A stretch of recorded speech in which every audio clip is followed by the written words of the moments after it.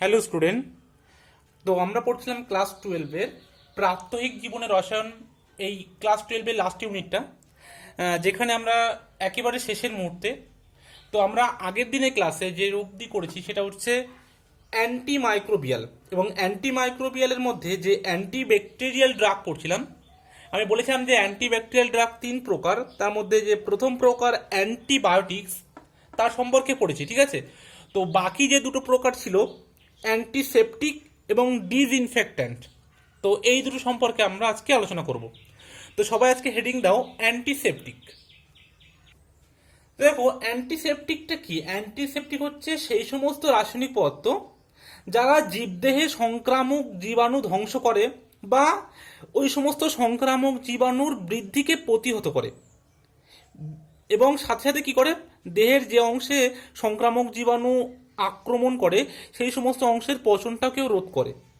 কিন্তু জীবদেহের টিস্যু বা আমাদের যে সেল তার কিন্তু কোনো ক্ষতি করে না, তাদেরই বলা হয় অ্যান্টিসেপটিক।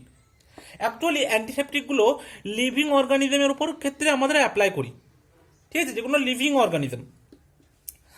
এবার দেখো অ্যান্টিসেপটিক কোন কোন কাজে বললাম না, বিভিন্ন ক্ষত বা ঘা বা যদি কোথাও কেটে যায় শরীরের কোনো অংশে, তার ওপরে কিন্তু অ্যান্টিসেপটিকগুলো লাগানো হয়, ঠিক আছে।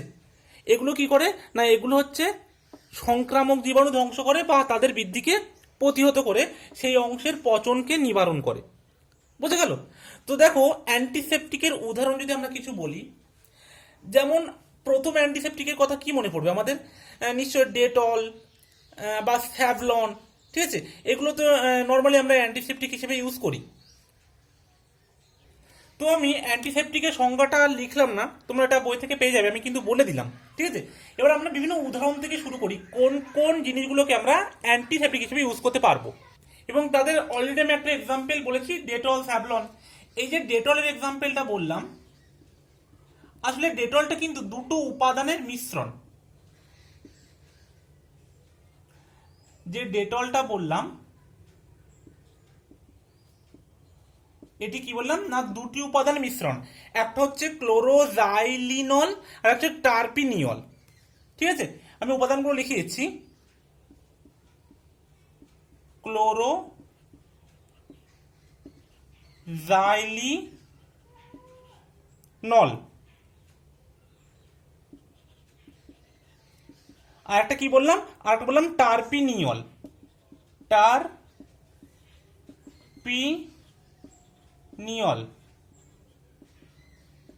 তাহলে মনে থাকবে? তাহলে যদি জিজ্ঞাসা করে তোমার যে ডেটলের উপাদানগুলি কি কি বা ডেটল কোন দুটির মিশ্রণে তৈরি, তাহলে তোমরা বলবে ক্লোরোজাইলিনল এবং টার্পিনিয়ল, ঠিক আছে। এছাড়া তো আরো প্রচুর প্রচুর পরিমাণে এক্সাম্পল আছে অ্যান্টিসেপটিকের, যেমন ফিউরাসিন আছে, আয়োডোফর্ম আছে। আয়োডোফর্মটা তো তোমরা নিশ্চয়ই হ্যালো অ্যালকেন হ্যালোরিনে পড়েছো, ঠিক আছে। ওই যে CH3 যে আয়োডোফর্ম,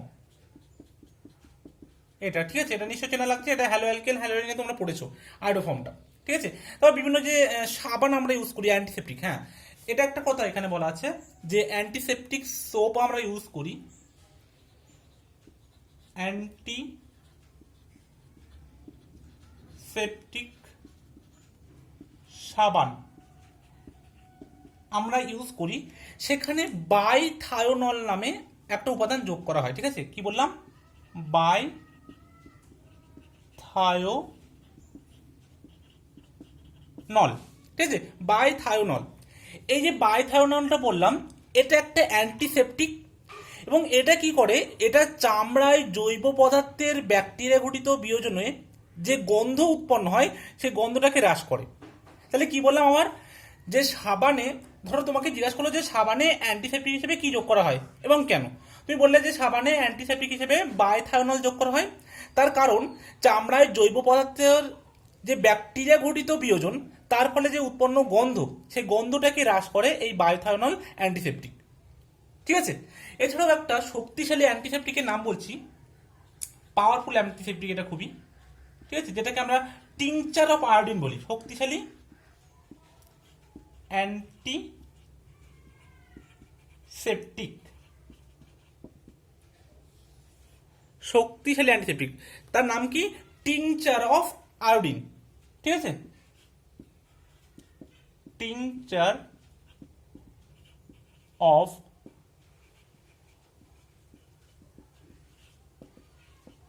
আয়োডিন। এটা হচ্ছে একটা শক্তিশালী অ্যান্টিসেপটিক।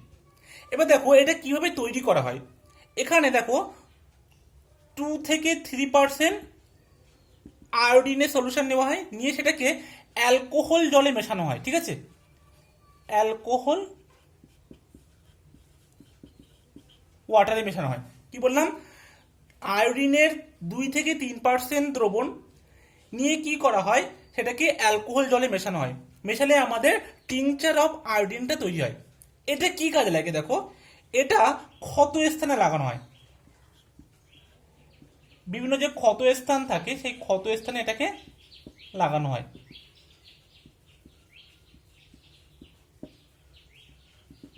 তাহলে তোমরা নিশ্চয়ই বুঝতে পারছো যে অ্যান্টিসেপটিক গুলো কিভাবে কাজ করে। তাহলে তোমাদেরকে যদি জিজ্ঞাসা করা হয় যে টিংচার অফ আয়োডিন কি, তাহলে নিশ্চয়ই বলতে পারবে, বলবে যে অ্যালকোহল জল মিশ্র দ্রাবকে আয়োডিনের 2 থেকে 3% দ্রবণকে টিংচার অফ আয়োডিন বলে। যদি বলে এটি কি কাজে করতে হয়, বলবে যে এটি ক্ষত স্থানে লাগানো হয়।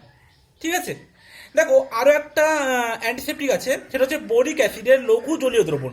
ঠিক আছে, যেটা আমরা চোখে ইউজ করি। তাহলে আর একটা অ্যান্টিসেপটিকের, এগুলো একটু মুছে দিলাম। ঠিক আছে, আর একটা অ্যান্টিসেপটিকের নাম কি বললাম, বোরিক অ্যাসিডের লঘু জলীয় দ্রবণ। ঠিক আছে, বোরিক অ্যাসিডের লঘু জলীয় দ্রবণ। এটা কি বললাম, এটা চোখের, ঠিক আছে, চোখের অ্যান্টিসেপটিক হিসেবে কাজ করে। চোখের অ্যান্টিসেপটিক হিসেবে মানে আমরা ধরো চোখের কোনো ইনফেকশন হলো, তো যে ড্রপ দিই না, সেই ড্রপে অনেক সময় বোরিক অ্যাসিডের লঘু জলীয় দ্রবণ থাকতে পারে। ঠিক আছে, এটা একটা চোখের অ্যান্টিসেপটিক। এছাড়া এর আরো একটা কাজ হচ্ছে, এরা হচ্ছে ত্বকে জীবাণুর বৃদ্ধি প্রতিহত করে। ঠিক আছে, ত্বকে জীবাণুর বৃদ্ধি প্রতিহত করে। দেখো প্রতিটা এক্সাম্পল এবং তাদের প্রত্যেকটার ব্যবহার কিন্তু খুবই ইম্পর্টেন্ট এখানে। ঠিক আছে, যে কটা ব্যবহার আমি বলছি সব কটা কিন্তু ভেরি ভেরি ইম্পর্টেন্ট। এই ত্বকে জীবাণুর বৃদ্ধি প্রতিহত করে বলেই কিন্তু শিশুদের যে ট্যালকম পাউডার পাওয়া যায়, সেই ট্যালকম পাউডারে কিন্তু বোরিক অ্যাসিড যোগ করা হয়। ঠিক আছে, যাতে শিশুদের ত্বকে যদি কোনো জীবাণু থাকে সেগুলো কিন্তু তাদের বৃদ্ধিকে প্রতিহত করবে বা ধ্বংস করতে পারে। ঠিক আছে, এই জন্য শিশুদের যে ট্যালকম পাউডার পাওয়া যায় সেই ট্যালকম পাউডারে এই বোরিক অ্যাসিডগুলো যোগ করা হয়। ঠিক আছে, ঠিক আছে, তাহলে এখানে আমাদের অ্যান্টিসেপটিক সম্পর্কে মোটামুটি সব বলে দিলাম। তবে এখানে একটা কথা যেটা বলার আছে, যে ডেটলের যে উপাদান দুটোর নাম বললাম, ক্লোরোজাইলিনল আর টার্পিনিয়ল, তো তোমরা তার স্ট্রাকচার দুটো একবার দেখে রাখবে। ঠিক আছে, ক্লোরোজাইলিনল আর টার্পিনিয়লের। আর সাবানে যে তোমার অ্যান্টিসেপটিকটা ইউজ করা হয় বাইথায়োনল, তার স্ট্রাকচার একবার দেখে রাখবে। ঠিক আছে, স্ট্রাকচার তিনটে আঁকলাম না, কারণ তোমরা যে কোনো বইতে সেটা পেয়ে যাবে, সেই জন্য তো স্ট্রাকচার তোমরা তিনটে দেখে রাখবে। এবার আমরা পড়বো ডিসইনফেক্ট্যান্ট। তো সবাই হেডিং দাও, ডিসইনফেক্ট্যান্ট। দেখো অ্যান্টিসেপটিক আর ডিসইনফেক্ট্যান্ট মোটামুটি একই জিনিস, কিন্তু মানে এদের কাজটা কি, অ্যান্টিসেপটিকের কাজও জীবাণু ধ্বংস করা বা জীবাণু বৃদ্ধিকে প্রতিহত করা। ডিসইনফেক্ট্যান্টের কাজও কিন্তু একই, জীবাণু ধ্বংস করা। কিন্তু ডিসইনফেক্ট্যান্টটা আমাদের জীবদেহের টিস্যুর ক্ষতি করে, কিন্তু অ্যান্টিসেপটিক যেটা ছিল সেটা কিন্তু আমাদের দেহের টিস্যুর কোনো ক্ষতি করছিল না। এই ডিসইনফেক্ট্যান্ট আমাদের জীবদেহের টিস্যুর ক্ষতি করে বলে এটাকে আমরা সাধারণত জড় পদার্থের উপর প্রয়োগ করি। যেমন কি ঘরবাড়ি, ড্রেন, বাথরুম, পায়খানা, এই সমস্ত জায়গাগুলোকে পরিষ্কার করার জন্য আমরা ডিসইনফেক্ট্যান্ট ইউজ করি। ঠিক আছে, তাহলে তোমরা এর পার্থক্য নিশ্চয় লিখতে পারবে। তো বাড়িতে একটা কাজ থাকলো, তোমরা অ্যান্টিসেপটিক আর ডিসইনফেক্ট্যান্টের বেশ কয়েকটা 2-3টে পার্থক্য লিখে দেখাবে আমাকে। ঠিক আছে, তাহলে ডিসইনফেক্ট্যান্টের যদি সংজ্ঞা জিজ্ঞাসা করে তাহলে কি বলবে, না যে সমস্ত রাসায়নিক পদার্থ জীবাণু ধ্বংস করে কিন্তু জীবদেহের টিস্যুর পক্ষেও ক্ষতিকর, যার জন্য তাদেরকে বিভিন্ন জড় পদার্থের উপর প্রয়োগ করা হয়, তাদেরকে বলা হয় ডিসইনফেক্ট্যান্ট। ঠিক আছে, আর জড় পদার্থগুলো তোমরা নাম বলে দিতে পারো, ঘর বাড়ি, ড্রেন, বাথরুম, এই সমস্ত। ঠিক আছে, দেখো এবার এদের কিছু এক্সাম্পল আমরা পড়বো। এই যে এক্সাম্পল আমরা সচরাচর বাড়িতে ইউজ করি সেগুলো হচ্ছে তোমার ঘর বা মেঝে মোছার জন্য যে লাইজল, ঠিক আছে, বা অনেকে হয়তো ফিনাইল ইউজ করে থাকবে, ফিনাইল, ঠিক আছে, এইগুলো অ্যাকচুয়ালি ডিসইনফেক্ট্যান্টটা হচ্ছে যাদের গাঢ়ত্ব অনেকটা বেশি, ঠিক আছে, মানে অধিক গাঢ়ত্ব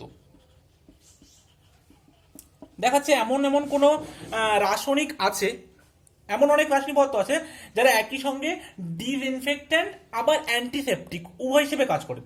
যখন এই একটা রাসায়নিক পদার্থ অ্যান্টিসেপটিক হিসেবে কাজ করে তখন তার গাঢ়ত্ব অনেক কম থাকে, কিন্তু সেটা যখন আবার ডিসইনফেক্ট্যান্ট হিসেবে কাজ করে তার কিন্তু গাঢ়ত্ব অনেক বেশি থাকে, ঠিক আছে। তেমনই একটা আমি এক্সাম্পল দেব, যেমন ধরো 0.2% ফেনলের যে সলিউশন, ঠিক আছে, 0.2% ফেনলের দ্রবণ, কি বললাম, ফেনলের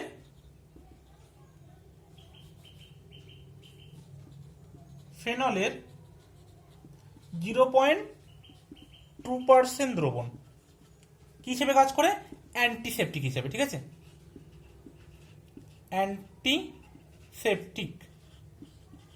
কিন্তু এই ফেনলেরই 1% দ্রবণ, মানে দেখো কোথায় 0.2 কোথায় 1, মানে এখানে কি গাঢ়ত্বটা অনেকটা বেশি, তাহলে এই গাঢ়ত্ব যখন অধিক হয়ে যাবে তখনই সেটা ডিসইনফেক্ট্যান্ট হিসেবে কাজ করবে, ডিসইনফেক্ট্যান্ট হিসেবে, ঠিক আছে। মানে আমি বলতে চাইছি যে একটা রাসায়নিক পদার্থ তার গাঢ়ত্ব যখন কম হবে তাই সেটা অ্যান্টিসেপটিক হিসেবে কাজ করতে পারে, সেই একই রাসায়নিক পদার্থ যদি গাঢ়ত্বটা আমরা বাড়িয়ে দিই তাহলে কিন্তু সেটা ডিসইনফেক্ট্যান্ট রূপে কাজ করতে পারে, ঠিক আছে। তাহলে তোমাদের কোশ্চেন পড়তে পারে এমন একটা রাসায়নিক পদার্থের নাম বলো যেটা একই সাথে ডিসইনফেক্ট্যান্ট আর অ্যান্টিসেপটিক হিসেবে কাজ করে, তো তোমরা বললে যে ফিনলের দ্রবণ, তো ফিনলের যখন 0.2% দ্রবণ সেটা অ্যান্টিসেপটিক, আর যখন 1% দ্রবণ তখন ডিসইনফেক্ট্যান্ট, বুঝে গেল। দেখো আরো কিছু একটা ডিসইনফেক্ট্যান্ট নাম বলছি, যেটা আমরা জলে ইউজ করি, ঠিক আছে, সবাই তোমরা জানো নিশ্চয়ই সেটা, তাহলে এটা মুছে দিলাম। ক্লোরিন, ঠিক আছে, ক্লোরিন, দেখো ক্লোরিন কি করে, ক্লোরিন জলে উপস্থিত বিভিন্ন ব্যাকটেরিয়াকে ধ্বংস করে, কি বললাম, ডিসইনফেক্ট্যান্টের উদাহরণ হচ্ছে ক্লোরিন। তোমরা সবাই নিশ্চয়ই জানো যে জলে ক্লোরিন যোগ করা হয় কারণ জলে যে সমস্ত ব্যাকটেরিয়াগুলো থাকে সেই ব্যাকটেরিয়াগুলোকে ধ্বংস করে দেয় ক্লোরিন। সাথে সাথে কি করে, এদের আরো একটা কাজ হচ্ছে, প্রথম কাজ হচ্ছে তো জলে ক্লোরিনটাকে জলে যোগ করে জলের ব্যাকটেরিয়া ধ্বংস করা, জলের ব্যাকটেরিয়া ধ্বংস করা। 2 নম্বর ক্লোরিনের আরো একটা কাজ হচ্ছে, এরা কি করে, যে সমস্ত শ্যাওলা থাকে জলে সেই শ্যাওলার বৃদ্ধিকেও নিয়ন্ত্রণ করে, ঠিক আছে। এই জন্য কিন্তু এই দ্বিতীয় পয়েন্টের জন্য যে শ্যাওলার বৃদ্ধি নিয়ন্ত্রণ করতে পারার জন্য আমরা দেখব বিভিন্ন সুইমিং পুলে, ঠিক আছে, সুইমিং পুলে কিন্তু ক্লোরিন যোগ করা হয়, ঠিক আছে, কারণ কি না, এটা শ্যাওলার বৃদ্ধিকে নিয়ন্ত্রণ করে, এই জন্য সুইমিং পুলে ক্লোরিন যোগ করা হয়, বুঝে গেল। আচ্ছা, এই যে জলের ব্যাকটেরিয়া ধ্বংস করে বা আমরা যে সমস্ত পানীয় জল, ঠিক আছে, মানে পানীয় জলের ক্ষেত্রে পানীয় জলে যে আমরা ক্লোরিনটা যোগ করি তার গাঢ়ত্বটা একটু মনে রাখবে, 0.2 থেকে 0.4 পার্টস পার মিলিয়ন, ঠিক আছে, কি বললাম, 0.2 থেকে 0.4 পার্টস পার মিলিয়ন, ঠিক আছে, পিপিএম। এই গাঢ়ত্বের কিন্তু ইউজ করা হয় ক্লোরিনটা, এই গাঢ়ত্বের ক্লোরিন ইউজ করা হয় পানীয় জলে, ঠিক আছে, পানীয় জলটাকে মানে আমাদের পানির উপযোগী করার জন্য আর কি। তাহলে এখানে আমরা অ্যান্টিসেপটিক আর ডিসইনফেক্ট্যান্ট শেষ করলাম, ঠিক আছে, যতটা ছিল ততটা বলে দিলাম, বাদ বাকিগুলো তোমরা বললাম বই থেকে দেখে নিতে। আচ্ছা, এখানে একটা জিনিস একটু বলে দিই, যে অ্যান্টিসেপটিকের সময়, অ্যান্টিসেপটিক পড়ানোর সময় যে স্যাভলনের কথা বললাম সেই স্যাভলনের যে রাসায়নিক নাম সেটা হচ্ছে ক্লোর হেক্সিডিন গ্লুকোনেট, ঠিক আছে, ক্লোরহেক্সিডিন গ্লুকোনেটের যে দ্রবণ সেই দ্রবণকে বলা হয় স্যাভলন, ঠিক আছে, এটা হচ্ছে রাসায়নিক নাম, এটা একটু জেনে রাখবে। এবার আমরা যেটা নতুন শুরু করব এটা হচ্ছে অ্যান্টি ফার্টিলিটি ড্রাগ, ঠিক আছে, বা গর্ভসঞ্চার প্রতিরোধী ড্রাগ। তো সবাই হেডিং দাও অ্যান্টি ফার্টিলিটি ড্রাগ। আচ্ছা, তো সবাই তাহলে হেডিং দাও অ্যান্টি ফার্টিলিটি ড্রাগ। দেখো অ্যান্টি ফার্টিলিটি ড্রাগটা কি, অ্যান্টিফার্টিলিটি ড্রাগটা হচ্ছে গর্ভসঞ্চার রোধ করার জন্য যে সমস্ত রাসায়নিক পদার্থগুলো আমরা ব্যবহার করি তাদেরকে বলা হয় অ্যান্টিফার্টিলিটি ড্রাগ। ঠিক আছে, তো দেখো এই অ্যান্টিফার্টিলিটি ড্রাগগুলো আমরা কেন ইউজ করব, তো এটা আমার থেকে তোমরা আরো বেশি ভালো করে জানবে, কারণ যেহেতু বায়োলজিতে আরো অনেক ডিটেলসে দেওয়া আছে, তো কেমিস্ট্রিতে খুব অল্প দেওয়া আছে, তো আমি খুব অল্প এই সম্পর্কে বলবো।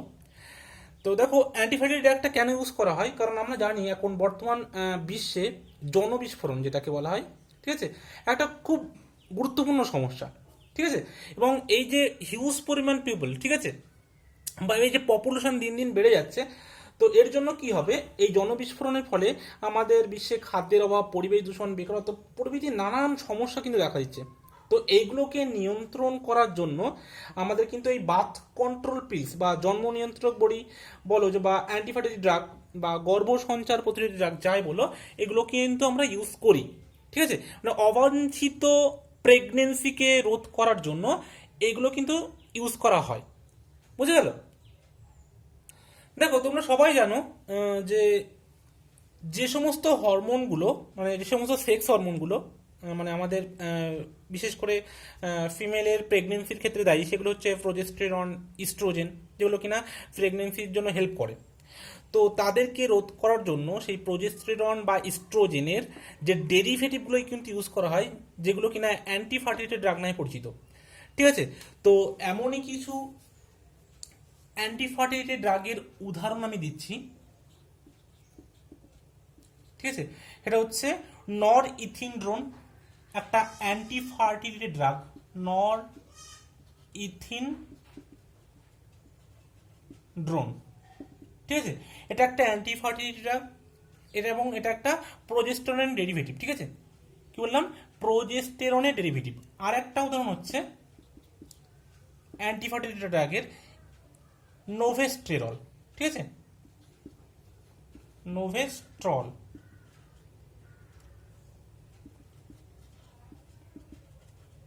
তার আরেকটা নাম আছে ইথাইনাইল এস্ট্রাডায়ল। ঠিক আছে, এটা হচ্ছে নোভেস্ট্রলের আরেক নাম, ইথাইনাইল এস্ট্রাডায়ল। ঠিক আছে, এটা দেখো এই যে নোভেস্ট্রল, এটা আবার প্রোজেস্টেরন এবং ইস্ট্রোজেনের ডেরিভেটিভের মিক্সচার। এটা কি করে, এটা ডিম্বস্ফোটনকে প্রতিহত করে। ঠিক আছে, তো এই দুটো অ্যান্টিফার্টিলিটি ড্রাগের নাম মনে রাখবে, এবং অ্যান্টিফার্টিলিটি ড্রাগ কী কাজে ইউজ করা হয় বা কেন করা হয় সেগুলো তো বললাম। বা আমাদের প্রেগনেন্সির জন্য দায়ী যে দুটো সেক্স হরমোন, ঠিক আছে, তার নামটাও বলে দিলাম। একটা হচ্ছে প্রোজেস্টেরন,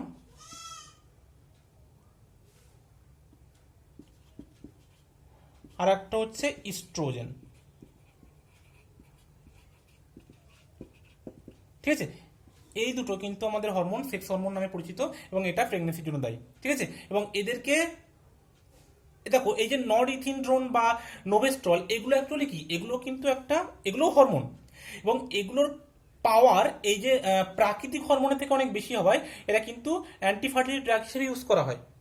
ঠিক আছে, এবং সাধারণ যে সমস্ত তোমার অ্যান্টিফার্টিলিটি ড্রাগ থাকে সেখানে কিন্তু ওই নরইথিনড্রোন আর নোভেস্ট্রলই থাকে। বুঝে গেল? তো এখানে এইটুকুই বলার ছিল, জাস্ট এই দুটো এক্সাম্পল মনে রাখবে, আর এটা কি কাজে ইউজ করা হয় এটা মনে রাখবে, ব্যাস।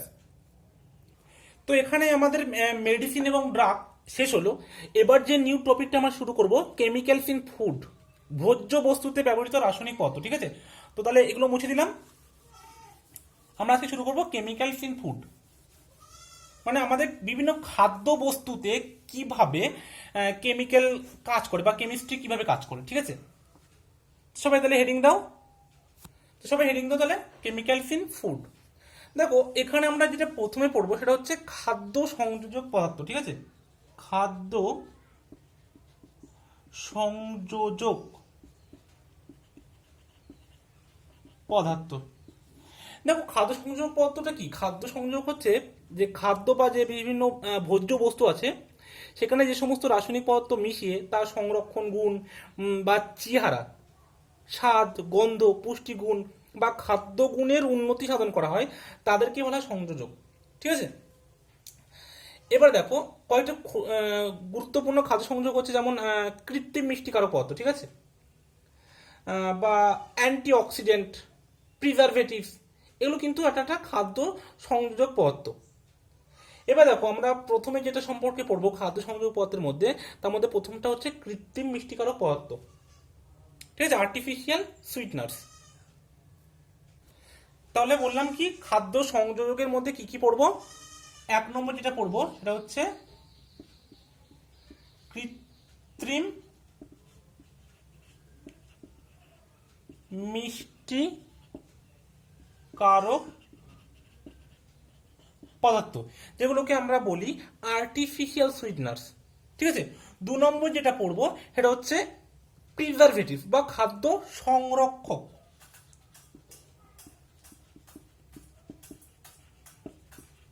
আর 3 নম্বর যেটা পড়বো সেটা হচ্ছে অ্যান্টিঅক্সিডেন্ট।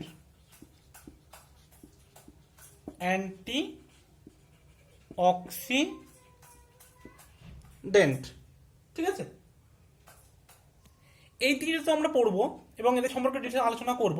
কিন্তু এছাড়াও আরও কিন্তু অনেক পদার্থ আছে যেগুলো খাদ্য সংযোজক পদার্থ হিসেবে কাজ করে, যেমন বিভিন্ন রঞ্জক পদার্থ, সুগন্ধ সৃষ্টিকারী পদার্থ, চর্বি ইমালশনকারক, বিরঞ্জক পদার্থ, বিষাদ রোধক, মানে বিভিন্ন খাদ্যের স্বাদ যেন নষ্ট না হয়ে যায় তাকে রোধ করার জন্য যে সমস্ত সংযোগ যোগ করা তাকে বলা হয় বিষাদ রোধক পদার্থ।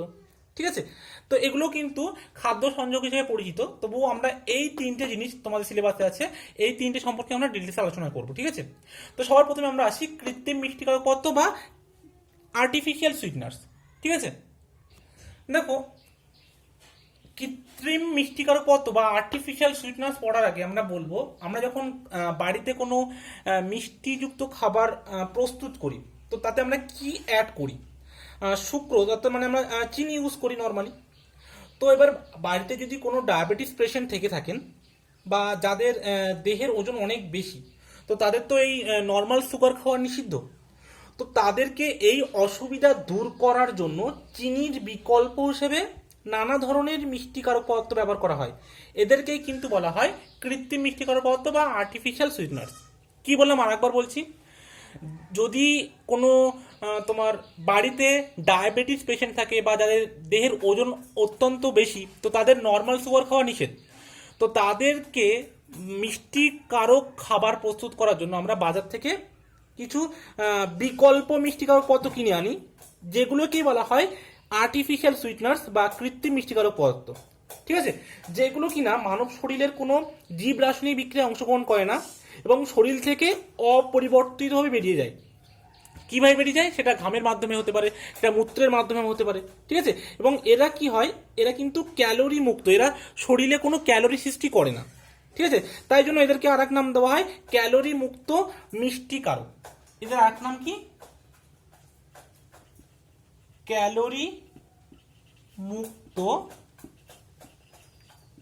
মিষ্টি কারক, ক্যালোরি ফ্রি। এটা তোমরা নিশ্চয়ই শুনে থাকবে যে ক্যালোরি ফ্রি সুইটনার, তাই তো। তাহলে আমরা দেখলাম যে বাড়িতে যে সমস্ত ডায়াবেটিস পেশেন্ট আছে বা হ্যাঁ বিশেষ করে ডায়াবেটিস পেশেন্টের কথা বলি, আর যাদের দেহের ওজন অত্যন্ত বেশি তাদের কথাও বললাম না, তো বিশেষ করে যাদের ডায়াবেটিস আছে তো তাদের এই যে আর্টিফিশিয়াল সুইটনার্স খুবই উপকার। ঠিক আছে, কিন্তু যাদের ডায়াবেটিস নেই তারা যদি মনে করে এই আর্টিফিশিয়াল সুইটনারগুলো গ্রহণ করবে, বা যাদের ডায়াবেটিস আছে তারা যদি এটাকে নিয়মিত বা ক্রমাগত গ্রহণ করতে থাকে, তাহলে কিন্তু তাদের শরীরে আরও বিভিন্ন সাইড এফেক্ট দেখা যায়, বিভিন্ন অন্য রোগও কিন্তু শরীরে সৃষ্টি হয়। মানে আর্টিফিশিয়াল সুইটনারগুলো আমাদের যারা সুস্থ ব্যক্তি তারা যদি কখনো গ্রহণ করে, বা যদি যাদের ডায়াবেটিস আছে তারাও যদি ক্রমাগত দিনের পর দিন অনেক বহুদিন ধরে ব্যবহার করে, তাহলে কিন্তু তাদের কোনো সাইড এফেক্ট দেখা দেবে বিভিন্ন। ঠিক আছে, তো তোমরা বাড়ির থেকে একটা কাজ করবে সাথে, যে আর্টিফিশিয়াল সুইটনিং এজেন্টের সাইড এফেক্টগুলো কী কী। ঠিক আছে, মানে কৃত্রিম মিষ্টিকারক পদার্থ গ্রহণ করলে আমাদের কী কী সাইড এফেক্ট দেখা দেবে সেগুলো আমাকে দেখাবি লিখে। ঠিক আছে,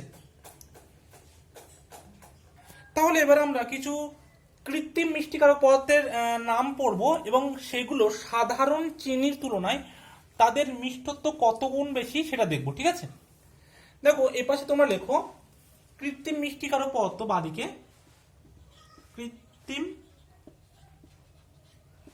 মিষ্টিকারক পদার্থ, আর্টিফিশিয়াল সুইটনার্স বা আর্টিফিশিয়াল সুইটনিং এজেন্টস বলতে পারো, চিনির তুলনায় মিষ্টত্ব গুণ, ঠিক আছে?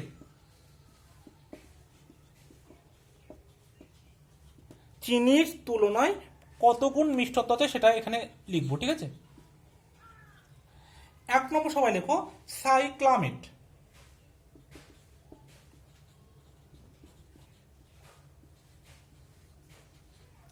এটা দেখো চিনির তুলনায় 7 গুণ বেশি মিষ্টি, ঠিক আছে? 2 নম্বর লেখো স্যাকারিন, আচ্ছা 2 নম্বর স্যাকারিন না, অ্যাসপার্টিম লেখো।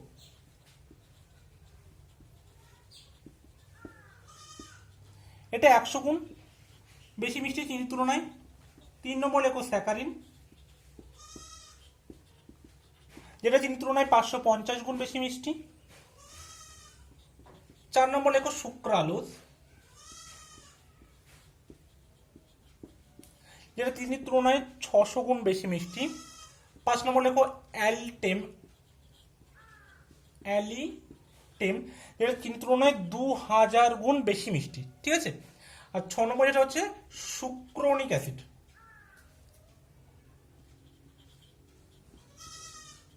সুক্রোনিক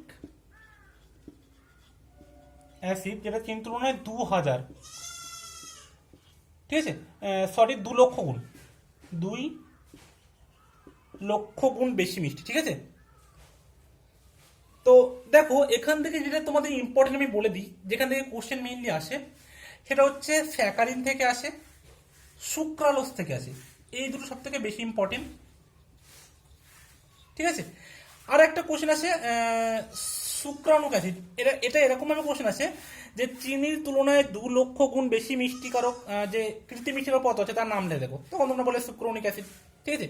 কিন্তু স্যাকারিন আর সুক্রালোজ থেকে বেশি কোশ্চেন আসে যে স্যাকারিনটা তোমার কি করে, কত গুণ বেশি মিষ্টি, সেটা তোমরা বললে যে স্যাকারিনটা তোমাদের 550 গুণ বেশি মিষ্টি, ঠিক আছে? এবং সুক্রালোজটা কি হয়, এদের ইউজগুলো পড়ে, ঠিক আছে? ইউজগুলো হচ্ছে দেখো, এই যে অ্যাসপার্টেম বললাম, এই অ্যাসপার্টেমটা কোথায় ইউজ করা হয়? অ্যাসপার্টেমটা তোমার যখন আমরা এর হাই টেম্পারেচার নিয়ে যাবো অ্যাসপার্টেমটাকে, এটা হাই টেম্পারেচারে আনস্টেবল, ঠিক আছে? উচ্চ উষ্ণতায়